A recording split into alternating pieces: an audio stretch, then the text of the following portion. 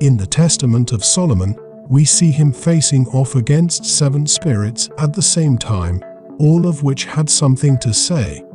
Whilst never specifically referred to as demons, they considered themselves to be goddesses. Don't forget to subscribe and like the video. Solomon tells us from the beginning, "And there came 7 spirits, females bound and woven together, fair in appearance and comely. And I, Solomon, seen them, questioned them, and said, Who are you? But they with one accord said with one voice, We are the 33 elements of the cosmic ruler of the darkness." By this we can see there are 7 female spirits, those which are bound and woven together. And by this some scholars have determined them to be 7 sisters. Given how much of a close relationship these demons and spirits seem to have to stars and constellations in this story, it's been theorized that these 7 sisters are the Pleiades, that which is an open star cluster in the northwest constellation of Taurus, which also has the name 7 Sisters. God refers to Pleiades in the book of Job, where he chastises Job by asking him, "Can you bind the chains of Pleiades?" Whether God is referring to the constellation itself, or the 7 sisters featured here in the Testament of Solomon is not known. But furthermore, we understand from both Jewish and Babylonian folklore that evil spirits are often bound in 7s. So it might make sense that these entities appear to Solomon in a group of 7. They then begin to introduce themselves one by one. The first is named Deception, the second is named Strife, the third is named Clothod, meaning battle, the fourth is named Jealousy, the fifth is named Power, the sixth is named Error, and the 7th declares that she is the worst of all, but does not reveal her name. She also states, "We are called, as it were, goddesses. We change our place all and together we live, sometimes in Lydia, sometimes in Olympus, sometimes in a great mountain." Here we learn that each one of these 7 sisters seems to represent something of man's worst attributes, including his ability to deceive, the strife he might cause or endure, his effect on the environment through his battles and wars, the pain his jealousy causes, the power which drives him mad, and the error which he commits when he sins. The sisters use arrogance. They believe they have a place in heaven or had originated there. They even refer to themselves as goddesses, thus putting themselves on the same level as God. They refer to Olympus as being their home. Of course, their existence under this idea of them being goddesses of any nature is not compatible with Solomon's God. Solomon begins to question each spirit, and they tell him which angel it is they fear the most, which angel it is that has the most power over them. And so the first said, "I am Deception, and I fear the angel Lamachalal." The second said, "I am Strife, and I fear the angel Baruchiel." The third said, "I am Clothod, and I fear the angel Marmarath." The fourth said, "I am Jealousy, and I fear the angel Balthiel." The fifth said, "I am Power, and I fear the angel Balthiel." The sixth said, "I am Error, and I fear the angel Sphriel."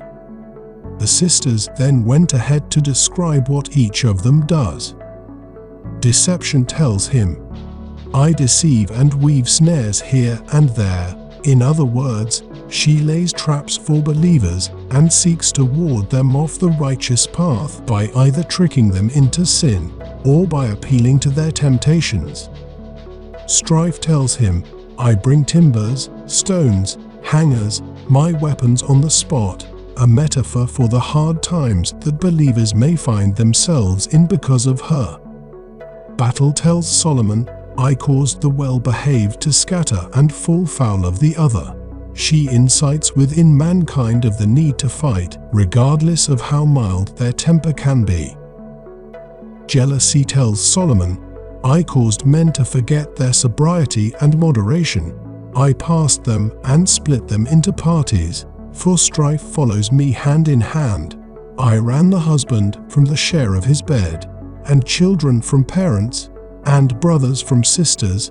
She shows that jealousy can drive a wedge between any relationship, and as a result of her meddling, strife finds it easier to strike, as she makes the humans suffer for their jealousy. Power declares that, by power, I raise up tyrants and tear down kings. To all rebels I furnish power. Errors challenges Solomon, telling him, I will make thee to err, as I have before made thee to err, when I caused thee to slay thy own brother. I will lead you into error so as to pry into graves, and I lead errant souls away from all piety, and many other evil traits are mine. In this instance, error takes responsibility for the death of Solomon's brother at the Niger, who Solomon had killed in a dispute for rulership in the Bible's Book of Kings. It certainly positions error in a position of power over Solomon, and that it is implied as she had already manipulated him once before, much as he manipulates every man to make grievous mistakes. She also tells him that she will lead him to make error again, and that she will also do this to many other men, for that is her duty. The seventh spirit, this elusive and unnamed one, who declares herself as the worst, comes forth and says, I am the worst, and I make the worse off than thou was, because I would impose the bonds of Artemis, but the locust will set me free. For thou seal is fated, that thou shalt achieve my desire, for if one were wise he would not turn his steps towards me.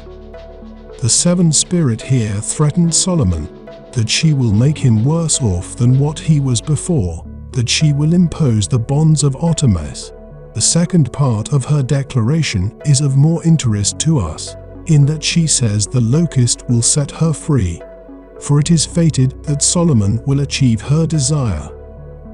This may happen to be true, as we do see Solomon sacrificing 5 locusts to foreign gods at the end of the Testament, as he turned against God to sleep with a pagan woman. It could be that this event is foreshadowed here by the seventh spirit who eventually gets her away by Solomon's sacrifice as he strays off the righteous path. Because he uses locusts to do this, the locusts in effect are what brings about her victory. But Solomon does not know this yet. She also warns that wise men would not even try to mess with her, for if they do, they all meet terrible fates. And given the wisdom of Solomon, it just goes to show how formidable the seventh spirit is, for not even he is able to defeat her in the end. But at this stage, Solomon is not aware of her power. He even gives the impression that he underestimates her, given that he proceeds to seal them all with the ring, and forces them to dig the foundations of the temple. He tells us, So I, Solomon, haven't heard and wondered, sealed them with my ring, and since they were so considerable, I bade them to dig the foundations of the temple God, for the length of it was 250 cubits, and I bade them to be industrious. And with one murmur of joint protest, they began to perform the tasks enjoined. There is strong Greek influence in this narrative, and as a result of this, we encounter some compelling figures that make the Testament of Solomon such an insightful read. We get to see the very real manifestations of some terribly fearsome and creative characters that not only test Solomon, but gives us a sense of how vast the landscape of hell could be, and that these sorts of beings are lurking there. As always, subscribe, comment, and like the video. We would love to hear from you.